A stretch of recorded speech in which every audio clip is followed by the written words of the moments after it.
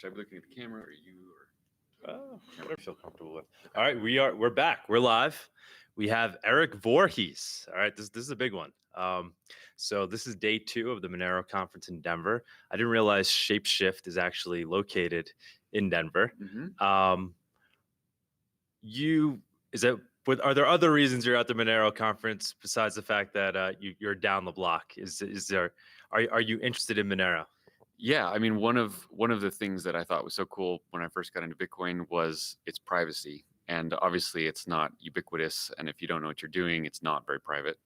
So as that started getting understood, I was really happy to see projects get built that were like actual privacy coins that focused on that and actually had really good cryptographic privacy built in.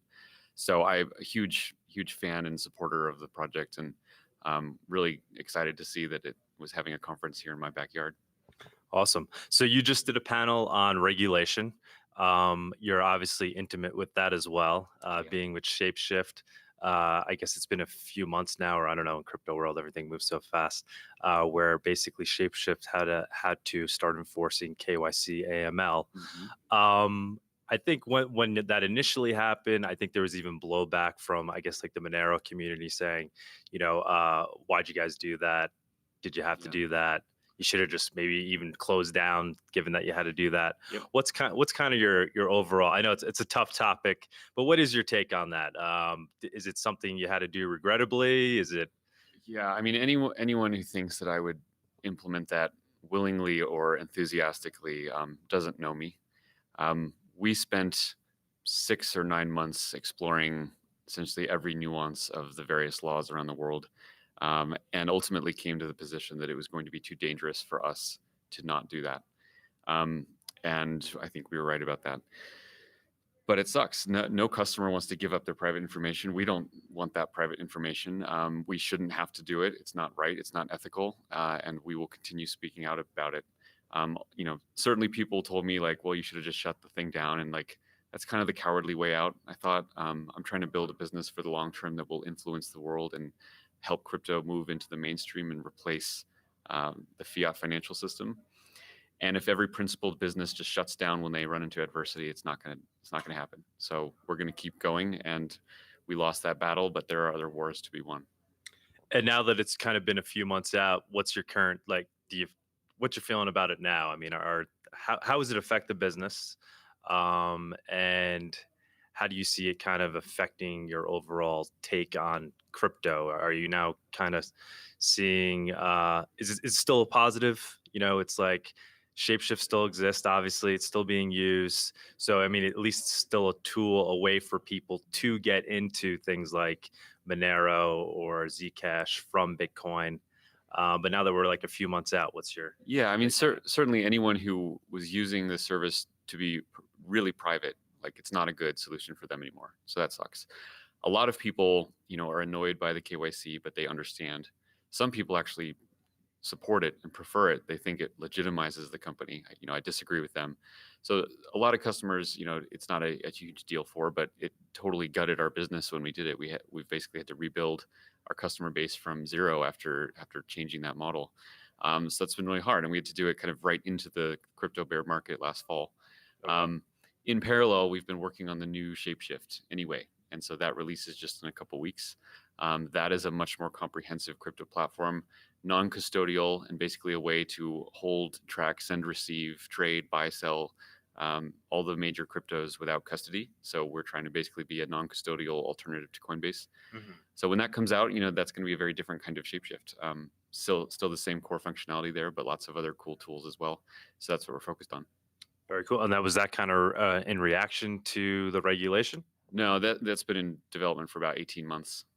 So the fact that we had to implement KYC was a horrible distraction from that building, but wouldn't have ultimately changed this direction.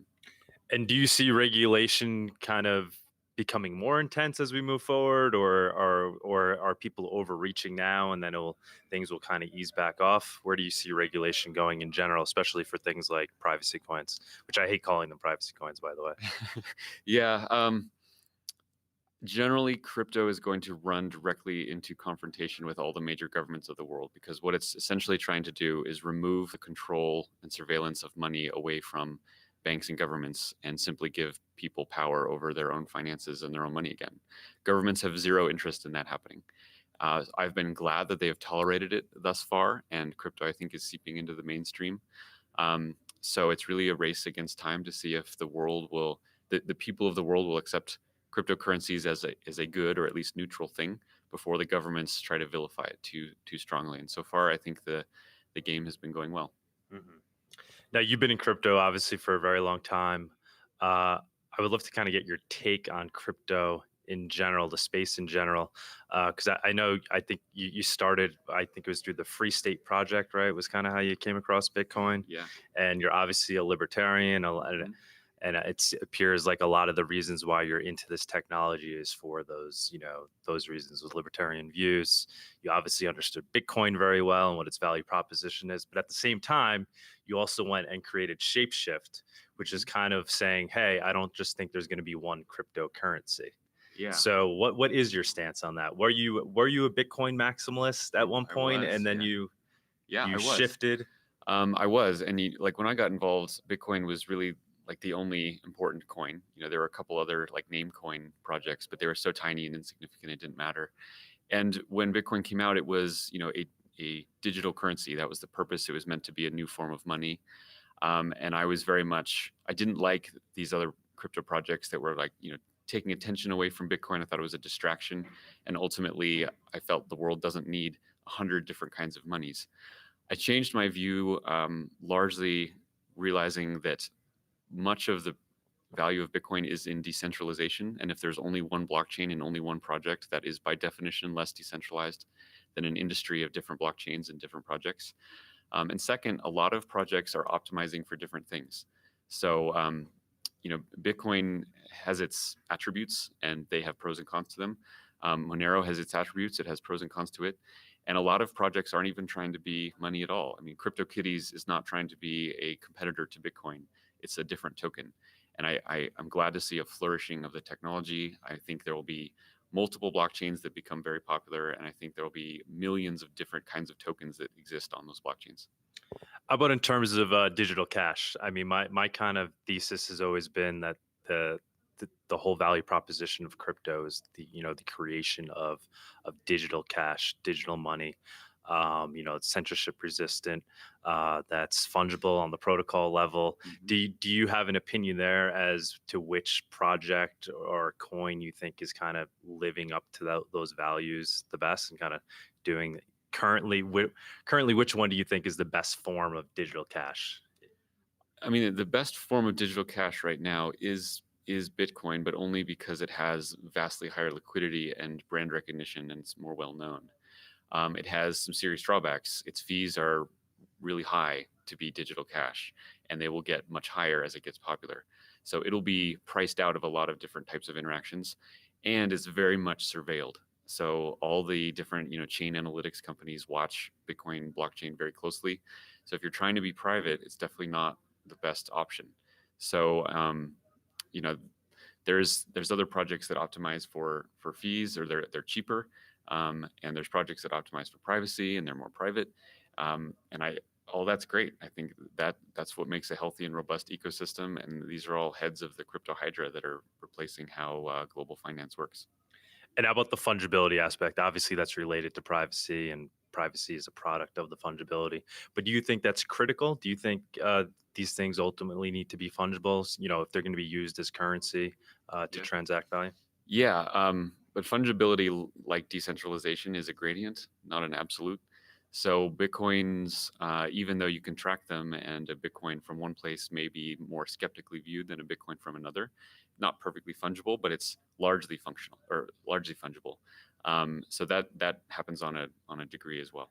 Do you see Bitcoin overcoming that on a technological level, like potentially adopting confidential transactions or doing other things to improve its fungibility? I don't. I think clearly Bitcoin is not able to change its protocol. That's both good and bad. I kind of hail that as a pro instead of a con. Yeah, and it's a double-edged sword. I don't think the Bitcoin protocol will change much, if at all, and that's okay. I mean, it's good that Bitcoin has been relatively traceable because it's actually allowed governments to be more comfortable with it. and it's been kind of the camel's nose under the tent. If Bitcoin had been perfectly anonymous from the start, I think crypto would have had a much harder time being tolerated by governments so far. So I think that dynamic is really important, and certainly there are people who would advocate that Bitcoin doesn't try to become perfectly anonymous for that very reason. And then so we're kind of entering potentially the next bull run here, maybe not, but there appears to be some kind of next wave here. What do you think are going to be the themes there? Do you think privacy coins and digital cash will be more upfront this go around as opposed to the last bull run where it was really just, it was whatever project you could throw your money into? Do you think the market is starting to learn and realize what the value proposition of what this stuff really is? And I think is the actual cream going to start to rise to the top on this go around?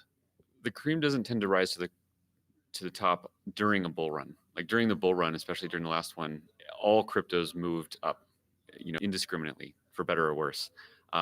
In the next bull cycle, that will largely happen as well. Everything will be bid up. It's seen largely as a correlated asset class. And it's only over, 2 or 3 of these cycles that the good stuff remains valuable and the bad stuff slowly is phased out. But certainly it's not going to happen like during the speculative fever that everyone gets. And how about the Monero project itself? Do you start to see, when do you think the market will start to realize the true value of something like Monero? It seems to kind of be overlooked in terms of, I think it's important. It's like one of the top 10 or top 12 coins. So, that's, we're thinking we're at least in top 3 here. I don't know. I mean, the fact that it is one of the most important crypto coins demonstrates it has already been successful. And whenever someone's like, what are the most important coins for privacy? There's 2 coins that come to mind immediately: Zcash and Monero. And people really like both. Both of those coins have been successful. Both of those coins are worth people paying attention to. And so I think Monero just keep doing what it's doing. It's got its value proposition, and it's an important one. Do you have any opinion between the Zcash and Monero? Like, how do you weigh those? No, I don't. And I think they are, I'm not a technical person, and I understand some of the technical differences between them. I think they're both private enough to be very valuable, and they make trade-offs in different ways. I think the difference, the more material difference, is how privacy coins compare with Bitcoin, or how privacy coins compare with credit cards and banks. And they both are amazing for that. The tiny differences between them are large for those who care about one coin or another deeply, but relative to the broader world, they're insignificant, and both projects are really important. All right, and I guess last question I have to ask you: Libra coin, the Facebook coin. Do you think it's going to launch? Do you think it's going to be, it's going to live up to its dream of banking the unbanked and getting everybody on board into crypto? Maybe. I was impressed with how far they pushed the envelope as a company that large, how far they actually went out toward becoming a cryptocurrency.